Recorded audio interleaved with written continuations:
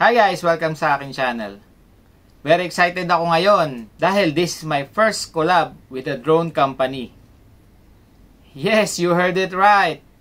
My first collaboration with Potensic. So let me first introduce to you, sino nga ba si Potensic? Potensic, founded in 2014, is a blooming enterprise specialized in creating a variety of drones and committed to achieving consumers' flying dreams. Potensic consistently creates premium drones and software that provides the best user experience possible. I would like to thank Potensic for sponsoring this drone review. So without further ado, eto na, si Potensic Atom. Si Potensic Atom is a sub 249 grams beginner drone.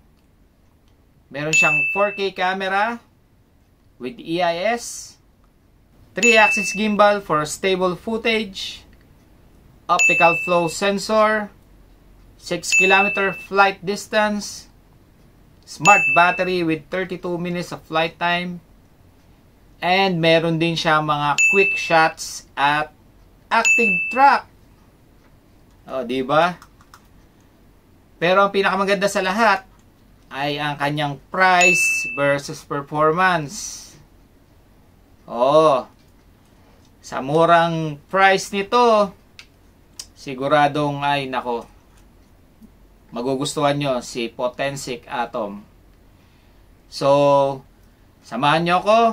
Paliliparin natin to. Titignan natin ang kanyang mga features. Tingnan natin ang capabilities nito para malaman natin kung sulit ba ito sa price niya. And sabi nga pala ni Potensic, ito daw ay beginner drone. Pero hindi ako naniniwala. Tignan natin. Samahan nyo ako. Alamin natin kung hindi lang ba ito basta beginner drone or isa din itong pro drone. Kaya samahan nyo ako, i-review natin tong drone na to. Let's go! So ituturo ko sa inyo kung paano to i-set up at paliparin. So unahin natin itong controller. So ikabit na natin yung phone natin tsaka yung dongle. Connect na natin siya dito. Tapos kabit na muna natin yung joystick. Then power on natin yung controller. Long press. Okay, yan. Hintayin lang natin mag-pop up yung Potensic Pro. And click natin use by default for this USB accessory. Okay. Yan. Papasok na tayo sa Potensic app. Ayan. Click na natin dito. Connection guide. Ayan. Aircraft needs to obtain flight location. Kailangan nyo natin yung location. Allow. Okay. Pag lumabas na tong drone video na to, sundan lang natin yung process. Okay, open natin yung arms. Huwag natin kakalimutan tanggalin yung gimbal cover or gimbal guard. Okay. After nun, press na natin yung power. Isang press, then long press. Okay, nag-beep. May ilaw na rin yung indicator dito and dito sa likod.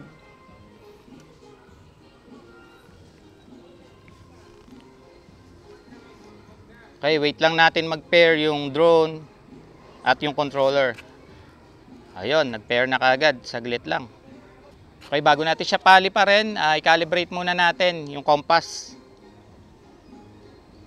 Although pwede na siguro itong hindi i-calibrate kasi latest itong drone na to. Pero i-calibrate pa rin natin for safety. Okay, kung first time nyo lang nagamit itong phone na to sa drone, meron siya mga instructions. Ayan, click lang natin. May safety instructions, calibration, control, camera, about. Ayan, itatakal natin yan mamaya. Okay, yung sa safety instruction niya, merong beginner mode. Pag bago pa lang tayong papalipad, unahin natin yun. I-on natin yun para meron siyang geofence hanggang 30 meters lang ang distance, 30 meters ang height. Okay, so ngayon calibrate muna natin yung compass. Start calibration. Okay, ikot natin. Horizontal. Until mag-beep. Nag-beep na. Vertical naman.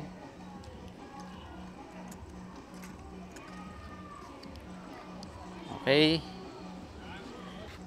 Check na tayo dito. Okay. Exit na tayo dyan, guys. Medyo mainit ngayon. Hindi pala medyo, mainit. So, pinagpapawisan na ako. Alright. Permitted to fly na. May nakuha na siyang GPS. Take off na tayo. Wala lang tayong map. Okay, para mag-take off, pwedeng pindutin natin dito. Yan. Confirm natin muna. Tinatanong niya kung naka-clip yung buckle ng battery. Okay, check natin. Yan. Ibig sabihin nakalabas, nakalock yung battery. For safety na hindi mahulog yung battery natin during flight. Okay, confirm. Okay, isang way pa. Ito, para Marmy Motors. Down, in. Ayun, iikot yung propeller. Okay, paliparin na natin. Gagamitin ko yung joystick.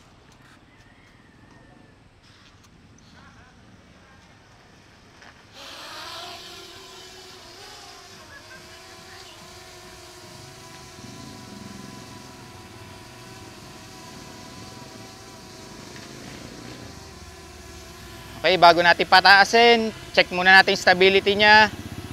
Kung stable na ba or nagto-toilet bowl. So, kita natin na stable na siya. Yan.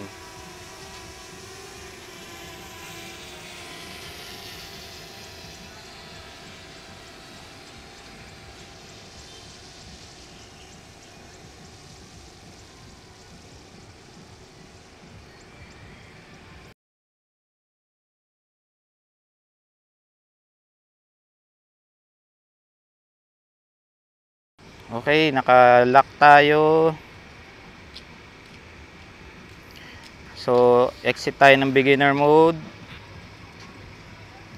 And yung metric, okay, speed settings, meron siyang video mode, normal mode, and sports mode. Meron siyang kapag signal loss, return to home, landing, and hover. So, dito na lang tayo sa return. Maximum return altitude ay 60 meters. Ayan, meron siyang drone height guide.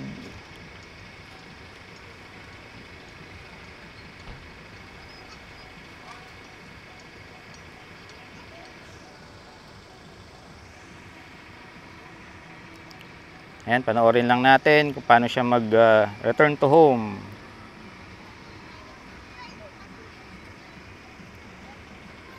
So, yung return to home altitude natin, ang max ay 120 meters. Set lang muna natin sa 90. Okay, ito yung sa safety niya. Safety settings. Beginner mode.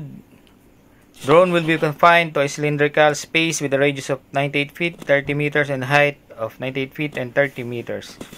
And will be restricted to video mode.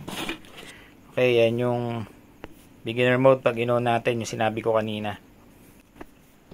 Yung unit, meron siyang imperial at metric. So, dito, ang ginagamit natin is metric. Speed settings, may video mode, normal mode, at sports mode. Signal lost. When signal lost, drone ascends to 400 feet or 120 meters to return. Pwede natin siyang pa-return to home kapag nawala ng signal. Pwedeng landing. Ibig sabihin, pag nawala ng signal, magla-land siya kung nasaan siya. Kaya ito, dapat pagka nakikita nyo lang yung drone or within your visual line of sight, na alam nyo kung saan siya bababa. Then hovering. Ayan, change drone behavior when signal lost. After tapping, confirm the drone will keep hovering when signal lost and will not return to home point. So, mas maganda kung return na lang ating gagawin. Next, minimum return altitude. Ayan, adjustable sa 10 meters hanggang maximum is 120 meters. Silent return. Okay, itong silent return, once enabling the silent return, the remote control will no longer beep when the drone enters the RTH mode in the future. Short press the power button on the remote control to stop the current beeping.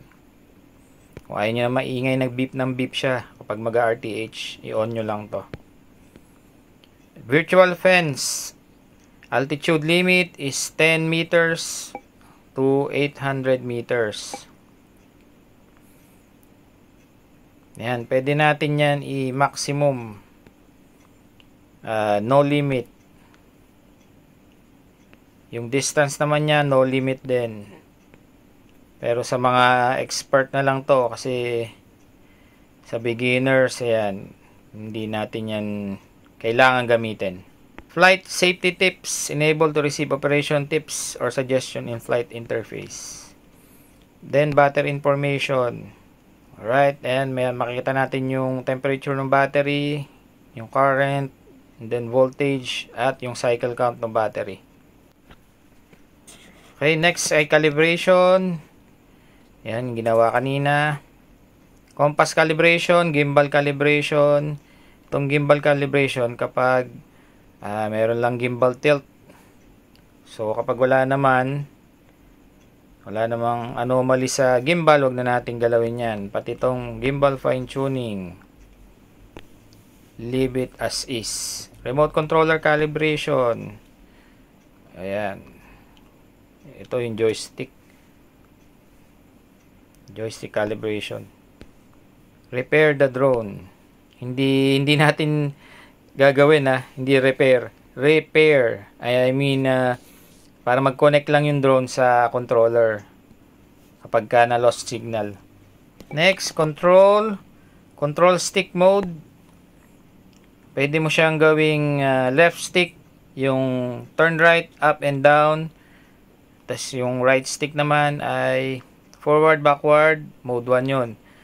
Okay, sa mode 2 naman, mababaliktad. Yung right stick naman ng up and down, and then rotate, left and right. Yung left stick naman, forward, backward, then turn left and turn right. Next, sa camera. Okay, may adjustment din dito. Yung white balance. Then, pwede tayo maglagay ng grid.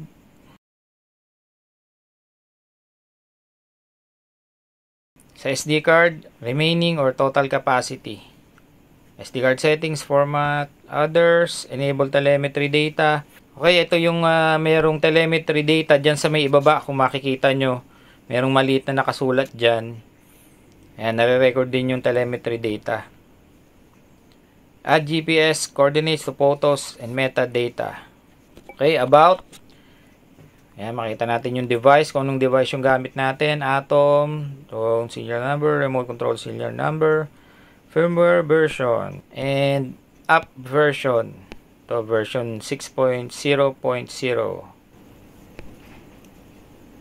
Ayan, dyan may store yung videos and photos. Pwede mo i-review dyan. Pwede mo rin i-download. Kung gusto mo ma-download sa phone from SD card. Ayan, punta ka lang dito. Ito, dito sa may media niya. Sa baba. Meron din siyang auto and manual settings para sa pictures. Okay, ito, naka-auto siya. JPEG. Then, pag nag-manual tayo, adjustable yung white balance. Bali, naka-auto siya ngayon. Pwede nating i-manual. Ayan, naka-manual. Adjust natin. Okay, pero ayan, gawin na lang natin auto. And then, meron din siyang shutter speed. Adjustable din yan. Maximum is 1/24. Yan. Tapos, meron din adjustment yung ISO.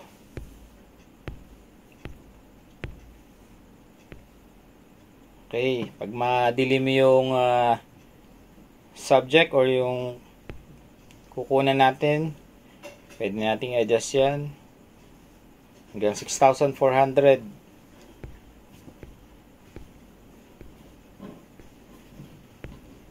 Okay, sa picture format, meron siyang RAW plus JPEG. Kapag ganyan ang settings mo, mas malaki yung kain niya sa memory. Kasi siguro, dalawa yung file. Pag JPEG lang, okay, yan, mas marami kang ma-store sa memory. Okay, sa video naman, yan, nakaset ako sa video. Ganun din, meron din siyang manual and auto mode. Ayan, pag auto, and then kapag manual. Okay guys, ito yung quality ng camera. Naka-manual siya. So, ito yung kanyang settings. Okay, exit na tayo dyan. Pag naka-auto naman, yan ang auto. Kasama ko nga pala si Hello, what's Zan Reality TV. Zan Reality TV. Yan, adjustable din yan. Okay, resolution, frame rate, maximum is 4K, 30 FPS. Pwedeng 25, pwedeng 24. Tapos, kapag bumaba tayo ng resolution, 2.7K, ayan, meron din siyang 24 FPS, 25, 30, ang maximum din niya. Kapag 1080p naman, ayan, 24, 25, 30, 50, 60 FPS ang maximum. Wow, bakit nag-zoom? Nag-zoom. Okay, nag-zoom siya sa 50 at saka 60 FPS.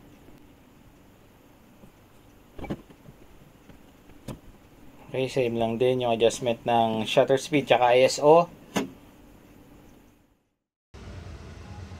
Okay, akit tayo ng from 30, akit tayo.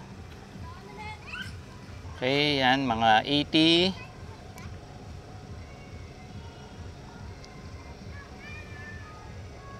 Okay, adjust the antenna daw, confirm. So, ito, tingnan natin yung adjust gimbal.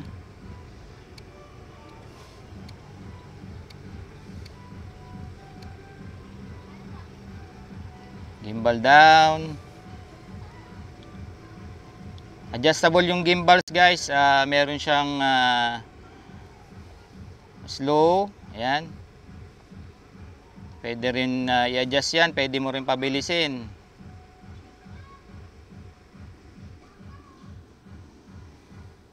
Okay, ito tayo. Ayan. Makita nyo yung rainbow na yan.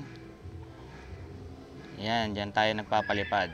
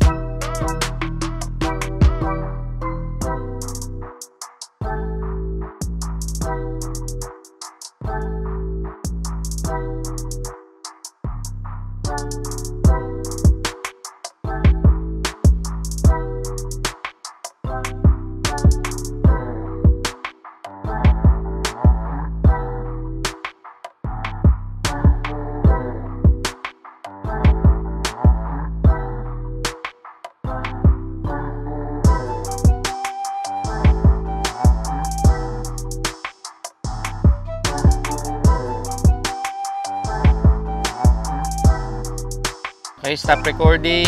Tayo ng picture.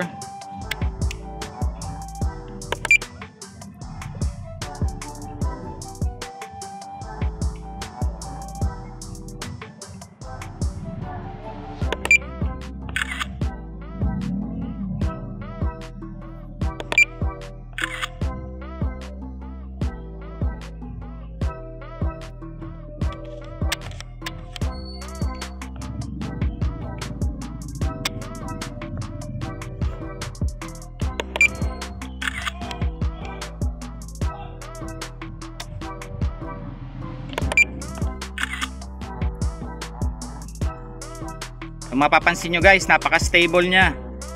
Ayan, kita mo nasa air siya pero halos parang walang galaw yung screen.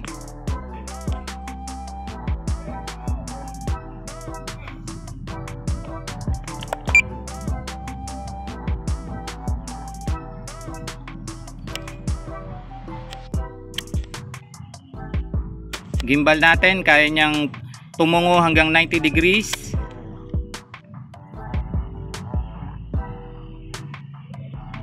And kaya niya naman tumingala.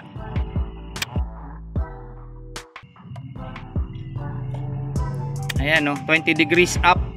Kaya mo ring makunan yung or mabidyohan yung langit.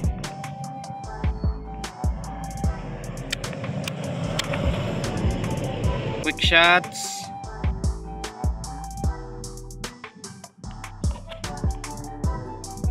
Ayan. Subukan natin yung pull away. Pababain muna natin siya.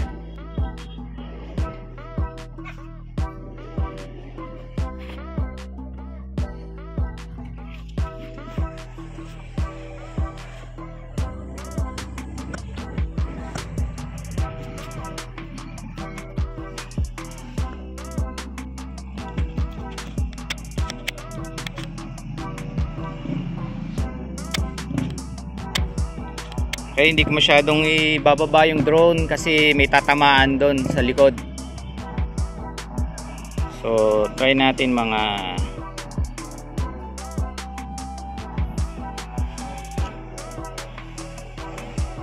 ten meters. Okay, select target.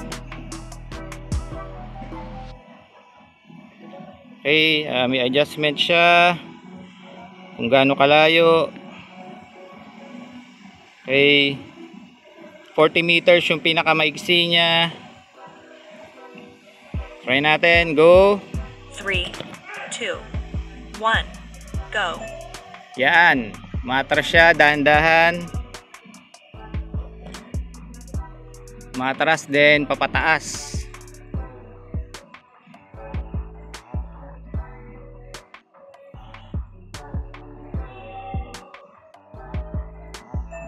Okay, after 40 meters, nag-stop and bumalik siya.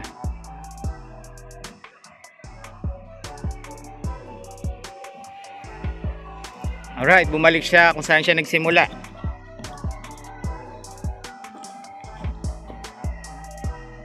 Exit tayo dyan.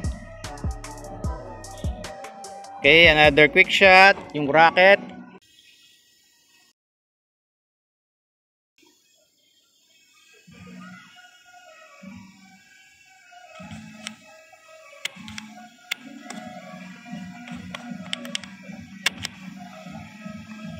Okay, again, 90 degrees.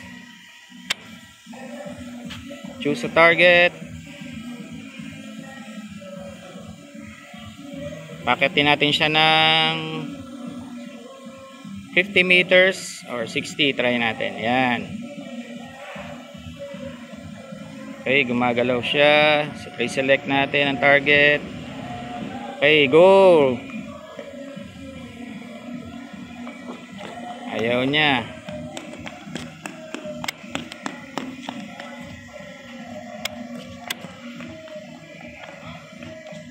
Okay, set natin yung angle. Quick shots, rocket. Okay, go. 3, 2, 1, go.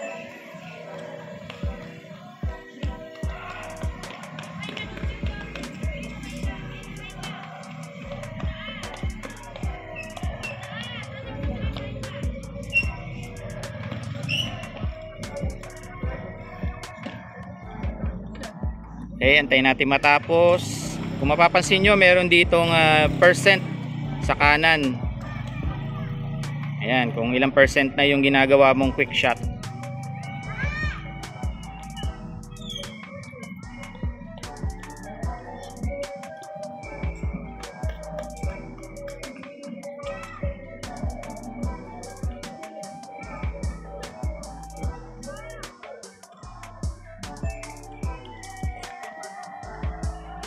Alright, bumabalik din after ng rocket mode. Wow! Just wow!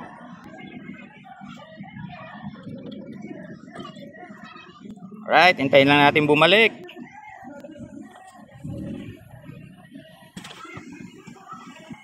Okay, yan na siya ulit. Okay, another quick shot. Try natin yung circle mode.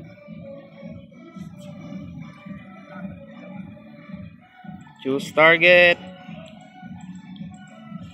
Ma-adjust. Okay, target lost. Another one. So, ma-adjust natin yung radius. Yung ikot pala ito. Kung ilang turn ang gagawin niya. So, try natin. Go. 3. Kung ilang lap, ilang ikot yung gagawin niya. Go.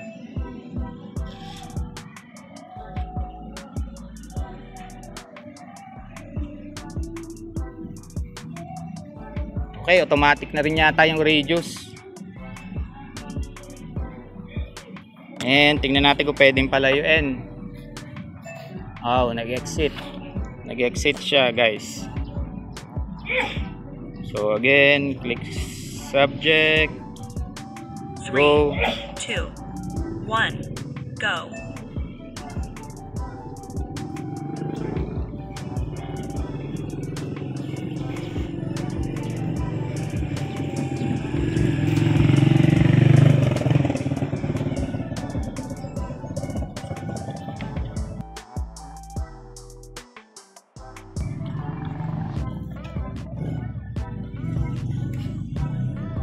Okay, bumibili siya.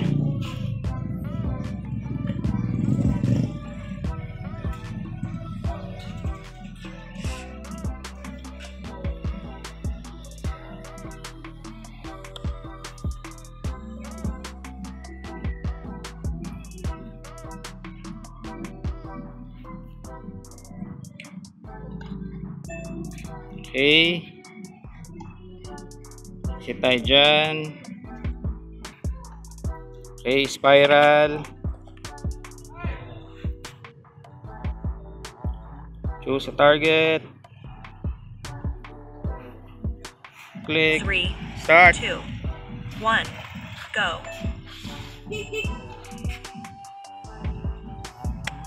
Alright, ito. Yan, magsisimula siyang umikot and then papa-spiral.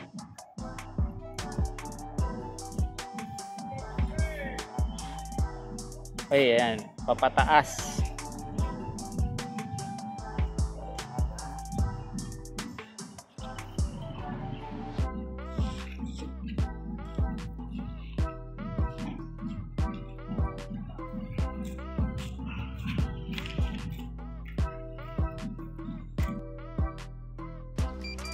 Okay, low battery na tayo.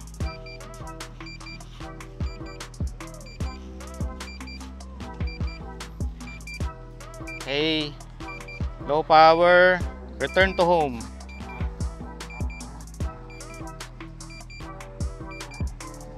We're at 13% battery life.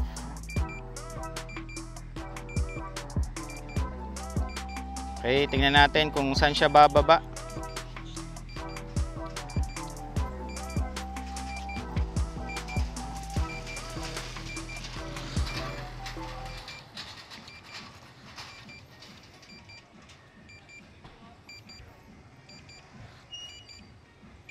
Andito yung ating landing pad. Dito rin yung take off point natin kanina. Tingnan natin kung dito siya bababa.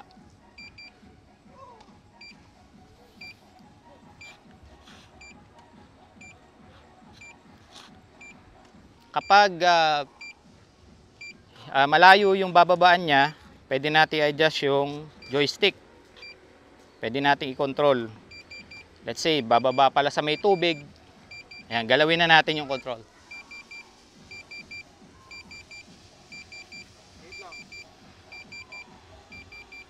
Okay, beeping beeping, warning, napaland siya. Okay, eto na siya. Tingnan natin yung precision landing.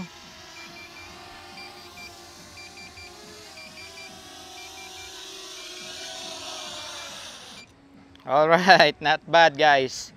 Dito tayo nag-take off. And eto siya. Less than a meter away. Change battery naman tayo. Ka 30 minutes yung flight time niya kanina. Nagpalit na ako ng battery. And hindi ko pinatay yung controller at saka yung cellphone. Try natin i-power on kung magko-connect pa rin sila.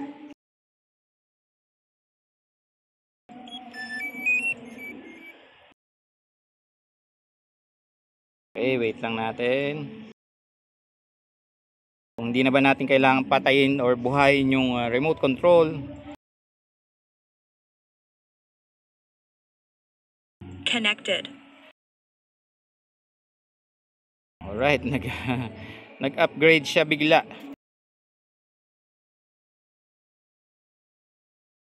And namatay yung power. Again, power on natin ulit. Okay, hintayin lang natin yung connection nila. Alright, connected na daw. Enter device. Connected. Alright, nag-connect. Hindi ko na kailangang patayin at buhayin ulit yung controller.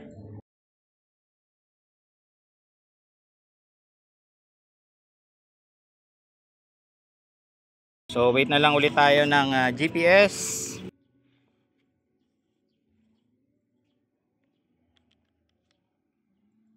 Ito guys, yung camera, kayang, kita nyo ba, kaya niyang tumingala ng almost 20 degrees. Yan. Pwede mong capturein ng langit. Kung gusto mong makita ang langit, itaas mo lang siya. Okay, yan. Take off permitted. So, hindi tayo compass calibration ngayon. Tingnan natin yung landing mamaya kung dyan pa rin. Tingnan naman natin yung take off dito sa app.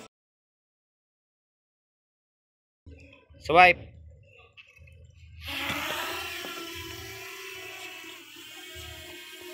Home point refreshed.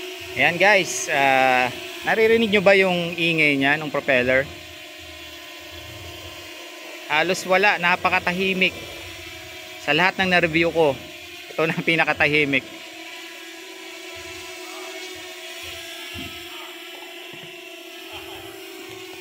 Right. Balik tayo sa quick shots.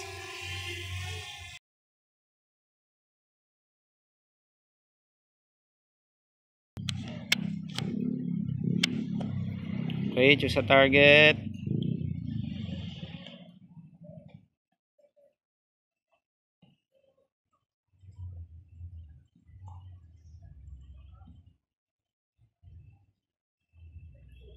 Okay, isang lap. Go. 3, 2, 1, go.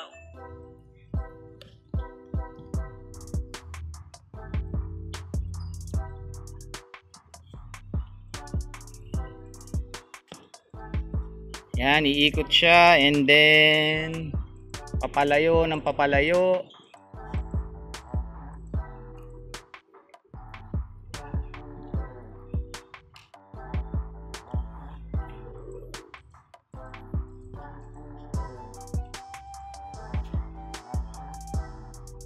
Wow!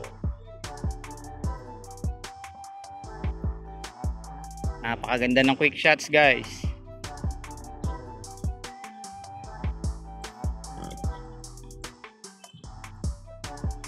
Yan, papalapit naman siya.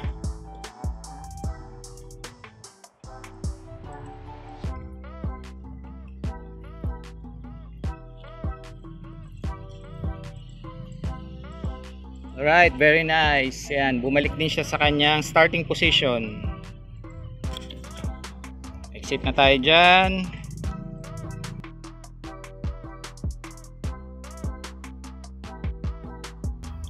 Alright, ito yung active track. So, yan, kapag na-box na natin yung target natin, ayan, meron siyang minutes, kung ilan yung minutes na susunod siya. 3 minutes, 5 minutes, at saka unlimited.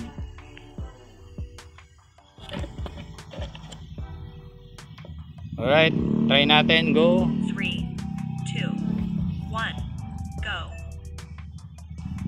Alright.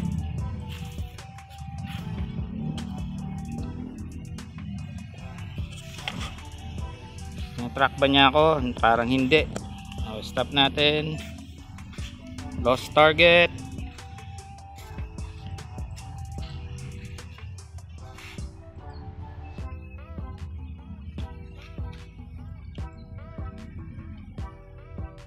Okay, go. 2, 1, go.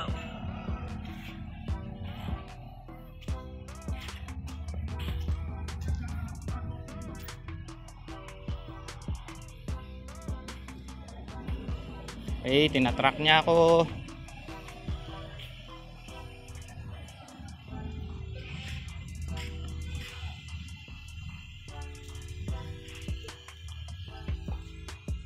So, yung camera niya ang sumusunod, pero yung drone naka-steady lang sa ere.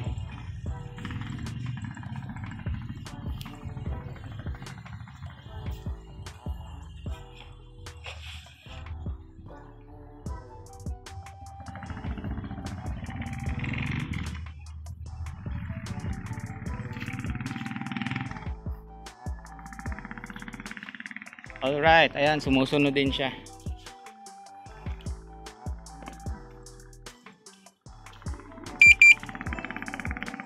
Oh, target lost.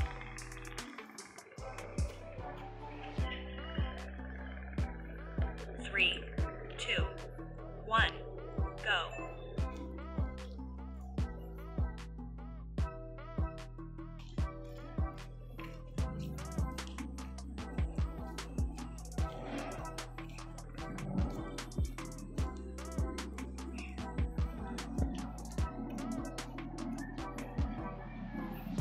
Right, yan, kapalo siya sa likod ko.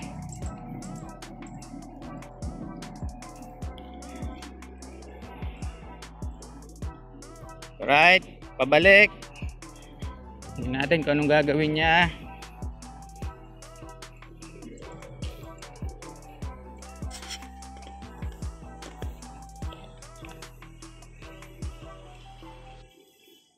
Right, pumunta siya sa likod.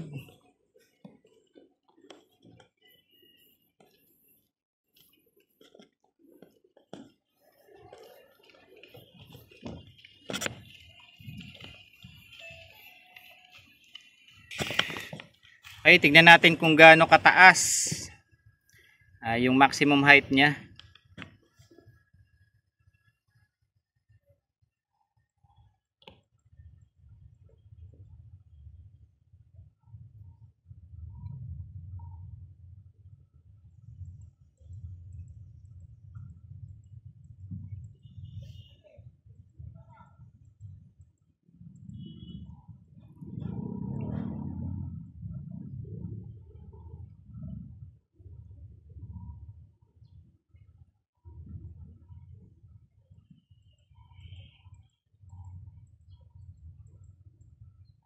The flight height limit has been reached.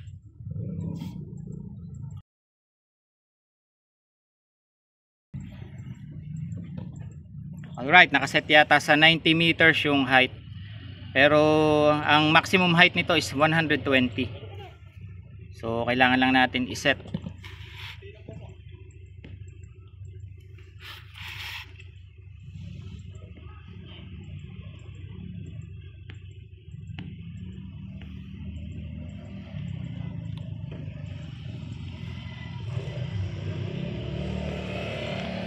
Tingnan natin kung aakyat pa siya. Sinet ko sa 120 yung return height. Yun, tumaas pa.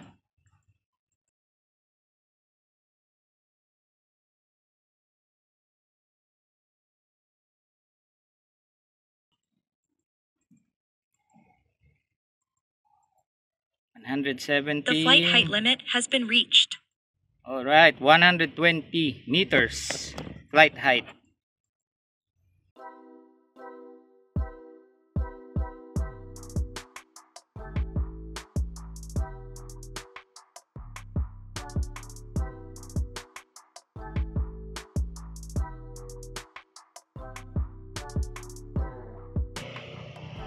Very smooth guys yung controls.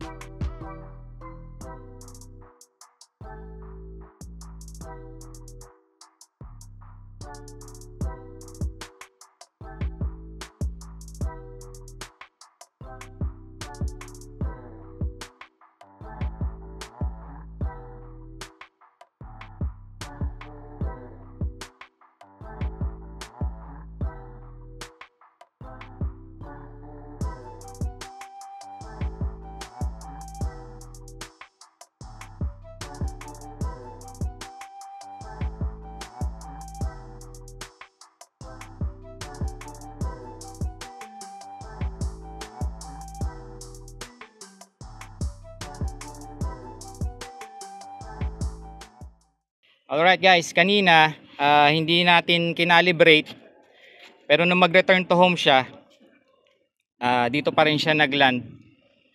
Which means kahit isang calibration lang tayo and then nag-change tayo ng battery ng drone, hindi na natin kailangan i-compass calibration. So maganda yon para hindi siya time consuming. So ito, third battery na tayo. And yung controller, from full charge, 2 ilaw na lang ang natira. Connected. Ayan, 4 yung LED niya na ilaw and 2 na lang ang natira. Okay guys, test natin yung speed niya. Ito yung video mode or yung pinakamabagal niya. Full throttle.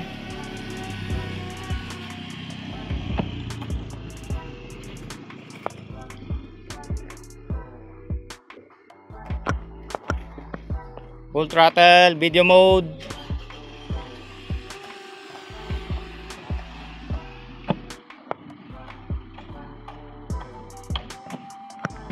Okay, next speed. Normal mode. Okay, ito yung normal mode.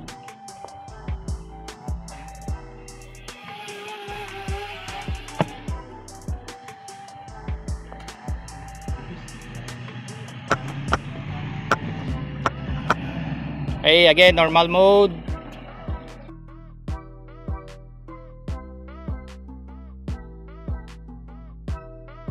Okay, sports mode naman tayo. Okay, Hey, sports mode. Ang bilis niya, guys. Tagal mag-brake.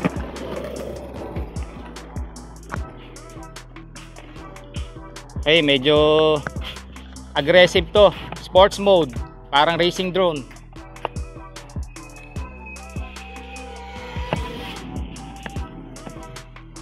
Alright.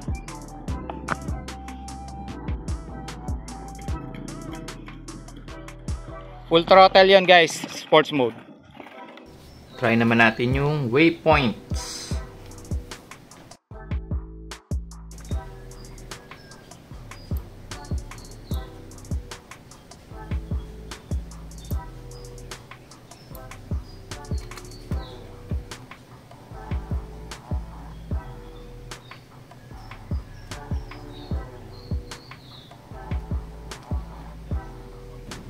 Ayan, papunta siya sa waypoint 1.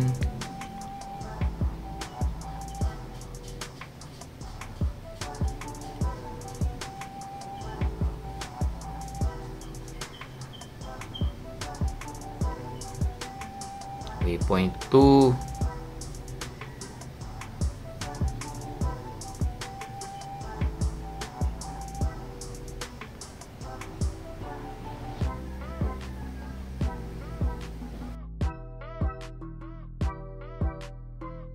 Automatic na rin 'to nagre-record ng video.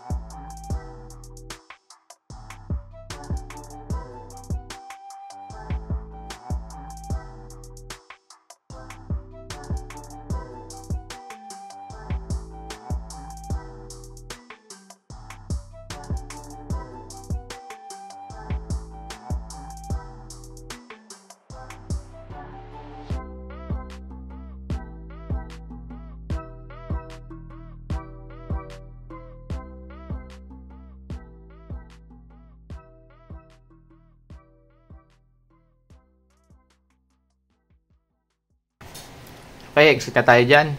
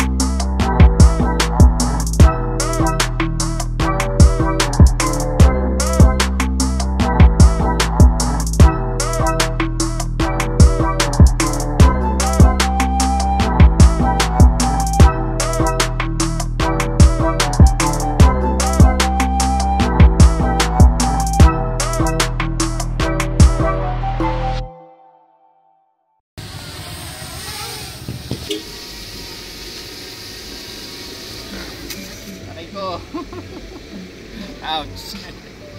Okay, ganun pag hand catch. Namaan yung daliri ko. Alright, para sa mga interested dito sa drone na to, meron ako dyang special discount code na ilalagay ko sa description box. Kaya kung gusto nyong bumili nitong drone na to, dyan sa link na ilalagay ko, kaya pwede nyong gamitin yon sa checkout para maka-discount pa kayo ng malaki.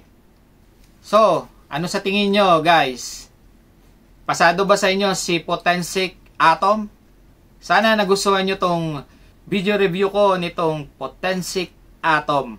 Kaya pahit naman ng like, subscribe, and hit the bell icon sa all para ma-notify ka sa susunod kong drone review.